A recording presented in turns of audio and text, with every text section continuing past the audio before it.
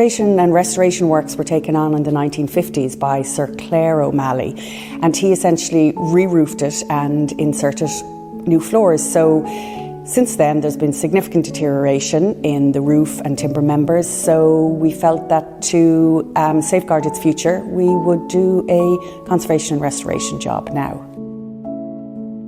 Clew Bay is an SAC, which is very significant in terms of planning for our conservation works. So we had to be very mindful of the Atlantic salt marsh which surrounds the castle. Tides are very, very important because the scaffold in itself had to be an overhanging structure over the water, because if it sits in the water, a strong tide could take it away. So there was an awful lot of planning, pre-works, to do with how we were actually going to carry out the erection of a compound on site and the actual oversailing and access and working scaffold. Our main concerns were on the 20th century work. So we had a significant amount of slate damage. The roof underneath had degraded because of the water ingress, and then the structural beams internally and the floors had all degraded due to water ingress. So it's essentially a very secure tower, very well built, but unfortunately it was the later 20th century work that caused the concerns.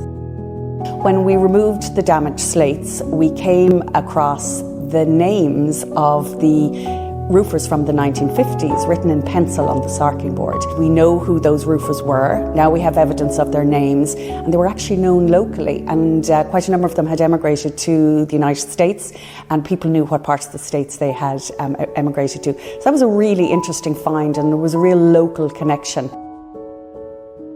It's a multidisciplinary team. Certainly a project like this cannot and should not proceed without your architect, your engineer, your archaeologist, and in this instance we had to have a significant input from an ecologist. As I said, the site is an SAC, there are a number of qualifying interests, and we had to do significant amount of screening and then a significant amount of planning, because we didn't want to interfere with the Atlantic salt marsh. So in that instance we were very reliant on guidance and advice from the ecologist for every step of the project. One of the things for OPW for conservation of medieval buildings is the importance of having very, very close engagement with the craftspeople. So in this instance we had the very skilled masons and carpenters from the Dromahair depot, but we also had a very, very we had the castle as a very important training ground for our apprentices.